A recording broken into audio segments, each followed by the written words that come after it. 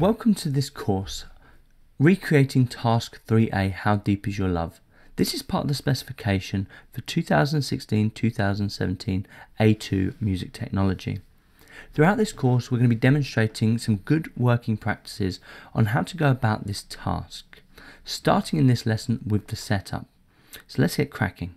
Probably one of the most important things about this whole project, and if you've gone through the AS specification, you're probably already familiar with this and you've probably learned a lot of lessons along the way. But it's all about setup. If you get the setup wrong, you will add hours and hours and hours of time to your whole project that you just don't need to be doing and you don't need to be wasting, okay? So let's just get this project set up in the right way. It all starts with file structure and saving stuff. The first thing I say to my students, save your project. The minute you start it, save it. Find out where you've saved it so that you don't cause yourself problems later on. Go, sir, I don't know where I've saved this work. It's all lost. It's all gone. If you know where you've saved it and you're doing iterations, it makes it so much easier. So let's look at this. So I've got this folder. Currently it's on my desktop and it's called Logic Project. Okay, inside of that, I've got the first save, and it's called Task 3A, How Deep Is Your Love 1.0. As I develop this piece, I'm going to change that to 1.1, 1.2, 1.3, 1.4, and so on. As things progress, this is a really good working practice, because if you mess something up, you can always go back to that older version and go from there and delete everything that came after if necessary. But it gives you kind of a good workflow and a good place to go back to if you start messing things up. So it all starts with saving your project. So save your project and do iterations. The iteration process in Logic is really simple. You just go File, Save As, and then you just rename it, and it can go in the same folder as we just had there. So one of the first things I like to do is import the track. Make sure you've got the right one, because there's a few different versions, and the one that Edexcel specified is the one that's on the Now 92 CD. I think it's track 4. So make sure you have that. If you've got iTunes, this is a really simple process. You can buy it in iTunes and then you can load it up straight from Logic by clicking on this button here. Go into your iTunes, going into your music, and then scrolling down. And here it is here, and I've just literally dragged it onto the stage here and I've started working. The next thing that I like to do is line the track up with the grid. If it's not lined up with the grid, that can start causing problems as you move through it and getting all your pieces to work with it. If it's to the grid, sequencing becomes such an easy task because you can literally work to all the guidelines that are available to you. So first you need to find the tempo. So in order for me to find the tempo, all I've done is I've done a Google search for tap tempos, and the first one that comes up is absolutely fine, and I've listened to the track whilst tapping my finger on the space bar, and I've come up with this tempo of 122. You might want to do this, you might want to see that, make sure that I'm right, you know, this is your work after all, so you need to make sure that you're happy with the tempo. But I've currently set it at 122. Once I had that tempo set in, I can then zoom in and I can find my beats. Finding the first bar of the beat in this early section is actually quite difficult, but it's really easy to find the second beat. So all I've done is I've zoomed in so I can see the second beat, and there it is there. So find the second beat, place it, and we're looking for that snare, or that hand clap should I say, and you can see is all I've done is I've made the snare, or sorry, the hand clap, sit on that second beat. I've pulled it to the left rather than the right, and I've had to extend my bar count to 0. This basically means that all of my beats are in line with the actual piece, and if I get a score a bit later on, and you will do, because we're going to provide you with one, it's not quite ready yet, but we're going to provide you one, you will see that actually if you do it this way, when the score comes, it will just work and it'll be fine. So once you've lined that up and you're happy, the next thing that I do is lock the track.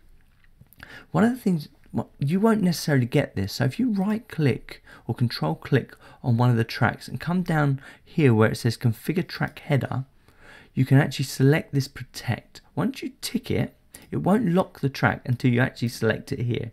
Lock the track, and this way it will stop you from moving it and stop you from messing up all of that hard work that you've just done to put this track in place. So once you've got that, you're in a really good place. The other thing that I would suggest you guys do is come up to the metronome. So make sure the metronome's on, which is, for some reason I can't see it, but it is currently on. I've turned it off. So turn the metronome on, normally it's here, and listen to the track all the way through and make sure everything lines up, make sure everything's in time. Now, the next thing is let's set the project up. I went about all this top area here first, so making sure I had the key, the time signature and everything else. You can configure this top bar, and it's useful to do so. If you click on this little icon here, and you can say custom view, and you can add the bits that you want on it. I think if you right click, control click, you get this button here, and then you can add the bits. And the one that I added was some time signatures and things like that. I like to know this stuff and I like to add it. So just press OK. So as you can see, I've set up this tempo. I've set up the end point as well. I only needed something like 112 bars, but I've set up the end point to 115. It was set at something like 190, so we got rid of that. I've set the key up to E minor. It's up to you how you feel about this. It could be G major, it could be E minor. I'm pretty happy with E minor. I'm looking at the kind of first chord and thinking actually that kind of sits, and then I'm playing along with the melody, because if you know the key has one sharp in it, so that's an F sharp, you can play along with the melody, and anything that kind of works with that key, you can kind of work out for yourself and think actually that's either G major or E minor. It's quite a minor key as well, so I've gone down that route.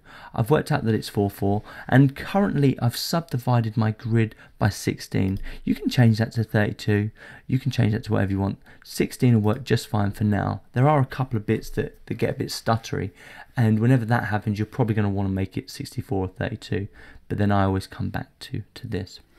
The next thing that I do then is set up the marker track. The marker track is a really useful way of knowing where you are in the song, because once you start getting loads and loads of parts in, it becomes quite a cluttered mess.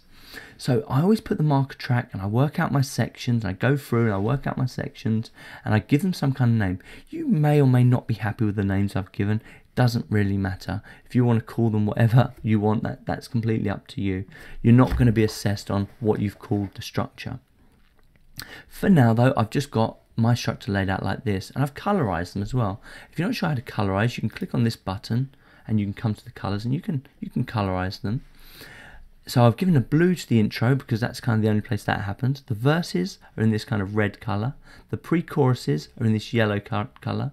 Then the choruses are in this green, and then these kind of bridge stroke outro bridge are in these kind of purple colors. And that tells me that actually there's going to be points in these sections where you could just literally copy and paste. So it's going to save you time. As you can see, everything I've done so far is going to save me time later on.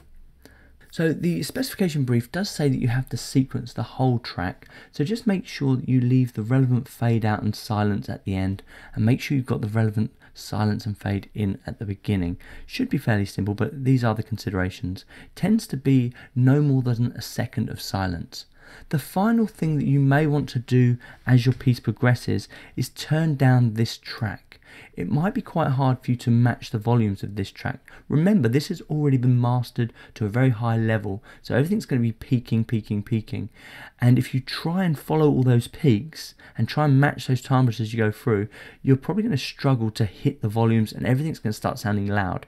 As a rule of thumb, when I get to the mixing and when I input all this stuff, I tend to bring volumes down.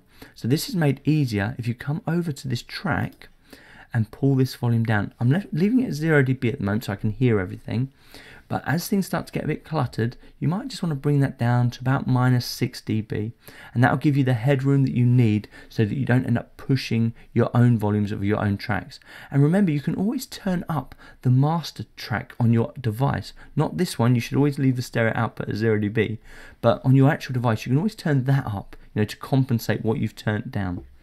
That pretty much concludes what I have to say about the setup. Just get this done, get it done properly, make sure you cover all of those points. Under this lesson I'll just have a little check sheet for you to kind of go through before you move on to the next bit. It's going to save you a lot of time, so just make sure everything's aligned, make sure that you're going to save yourself a lot of time in the end. So brilliant stuff, and I'll see you in the next lesson.